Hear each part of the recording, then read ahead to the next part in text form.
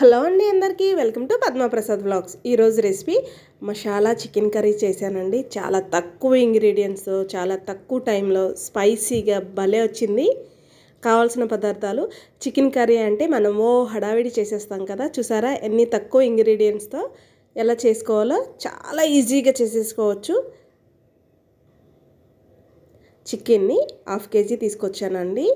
దాంట్లో ఉప్పు పసుపు వేసి నీట్గా 1-2 సార్లు వాష్ చేసుకున్నాను. అలాగే 1 కప్ ఆనియన్, ఆయిల్, పసుపు, ఉప్పు, కారం, అల్లం వెల్లుల్లి పేస్ట్, కరివేపాకు, కొంచెం నిమ్మరసం. ఈ చికెన్ కర్రీకి మంచి స్పైసీనిచ్చే మసాలా పౌడర్ని ఇన్స్టెంట్గా మనం చేసుకుంటే ఇంకా మంచి టేస్ట్ వస్తుంది. కొబ్బరి పొడి, ఎండుమిర్చి, ధనియాలు, దాల్చిన చెక్క, లవంగి మొగ్గలు, యాలకులు. చూసారా ఎంత తక్కువ ఇంగ్రీడియంట్స్. ఇంకెందుకు కలిసి రెడీ చేసేసుకుందాం రండి. కడాయి బాగా వేడెక్కాక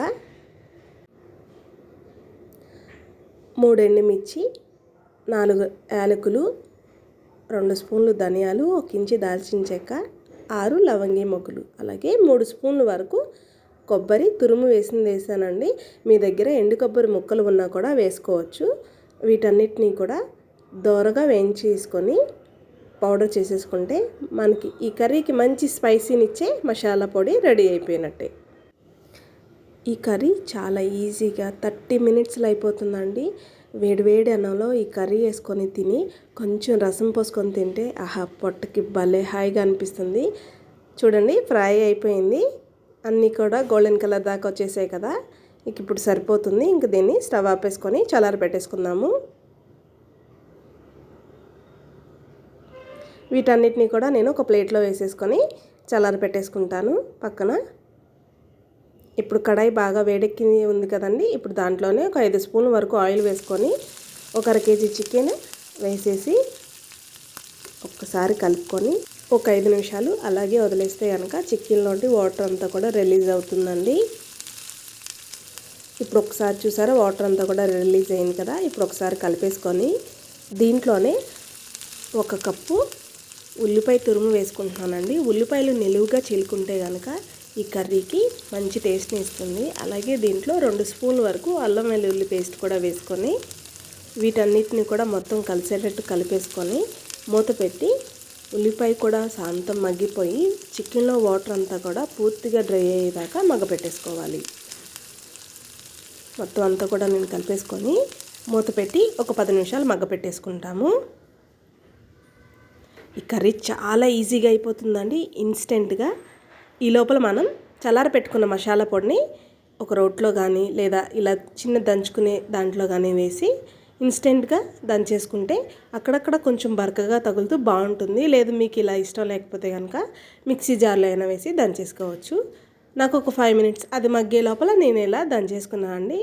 అక్కడక్కడ బరకగా ఉంది కానీ దంచుతుంటే మంచి స్మెల్ వస్తుందండి, చాలా బాగుంది. ఇప్పుడు ఒకసారి చికెన్ చూద్దాం. చూడండి, సగం వరకు ఉల్లిపాయలు చక్కగా మెత్తగా అయిపోయినాయి. చికెన్లో వాటర్ కూడా చాలా వరకు ఇంకిపోయింది కదా. ఇప్పుడు దీంట్లోనే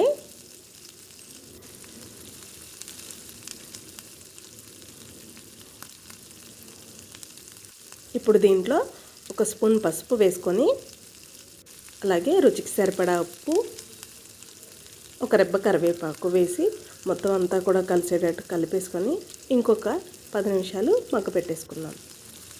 చాలా ఈజీ అండి. పద్దాక కూర అవేసి ఇవేసి కలిపే పని ఉండదు, ఏముండదు. ఇన్స్టెంట్గా అసలు నాకు భలే నచ్చింది. అసలు పిల్లలు కూడా భలే ఇష్టంగా తిన్నారు. చాలా ఈజీగా బ్యాచిలర్స్ కానీ ఎవరైనా కూడా ఇట్టే రెడీ చేసేసుకోవచ్చు. మూత పెట్టి మగ్గపెట్టేసుకుందాం. ఒకసారి మూత తీసి చూద్దామా.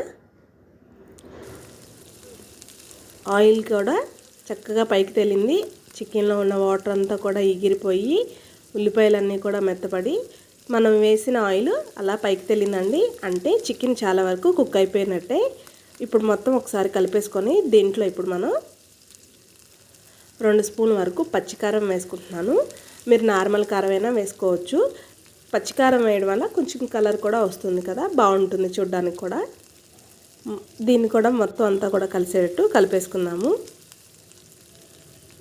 ఈ చికెన్ కర్రీ రైస్లోకి చపాతీలకు కూడా చాలా బాగుంటుంది. నేనైతే కనుక వేడివేడి అన్నంలో చికెన్ కర్రీ తినేసి కొంచెం లాస్ట్లో రసం పోసుకొని తింటే చాలా బాగుంటుందండి. నేనైతే కనుక అలా తింటాను, అంత బాగుంటుంది. మొత్తం అంతా కూడా కలిపేసుకున్నాను కదా. ఇప్పుడు మూత పెట్టేసేసి ఇంకొక 5 నిమిషాలు మగ్గబెట్టుకుందాం. ఎందుకంటే కారం వేసాక పచ్చి వాసన పోతుంది. ఒకసారి మూత తీసి చూద్దామండి. చూడండి చికెన్లో ఆయిల్ అంతా కూడా ఎలా తేలిందో. కర్రీ అయిపోయిందండి. ఇంకొకసారి కలిపేసుకొని మొత్తం అంతా కూడా చుక్క వాటర్ పోయే అవసరం లేదు. రైస్లో కూడా కలుపుకోవడానికి గ్రేవీ ఉండదని అనుకోవద్దండి. ఇలా కలిపి చూడండి, మీకు అసలు ఎంత టేస్ట్గా ఉంటుందో. రైస్ అయితే చాలా బాగుంటుంది. ఇంకొక 2 నిమిషాలు మగ్గపెట్టేసుకుంటే చికెన్ కర్రీ అయిపోతుందండి. మనం వాటర్ పోయాం కాబట్టి కొంచెం సిమ్లో మగ్గపెట్టుకుంటూ ఉంటే సరిపోతుంది. చూడండి నేను మీకు చూపిస్తున్నాను. సాంత ఆయిల్ అంతా కూడా పైకి తెల్లి ముక్క మెత్తగా చక్కగా ఉడికిపోయింది. నేను మీకు చూపిస్తున్నాను చూడండి. మా పిల్లలు అయితే మంచి స్మెల్ వస్తుందమ్మా, ఏం వండుతున్నావు అని అడుగుతున్నారు. చాలా బాగా వచ్చింది కర్రీ అయితే కనుక.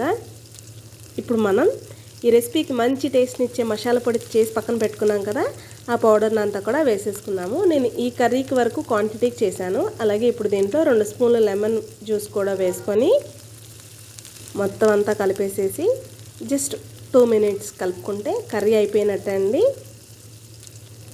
నోట్లో నీళ్ళు వచ్చేస్తున్నాయి అసలు, అంత టేస్టీగా ఉంది కర్రీ అయితే. చపాతీలోకి, రోటీలోకి, అన్నంలోకి కూడా చాలా బాగుంటుంది.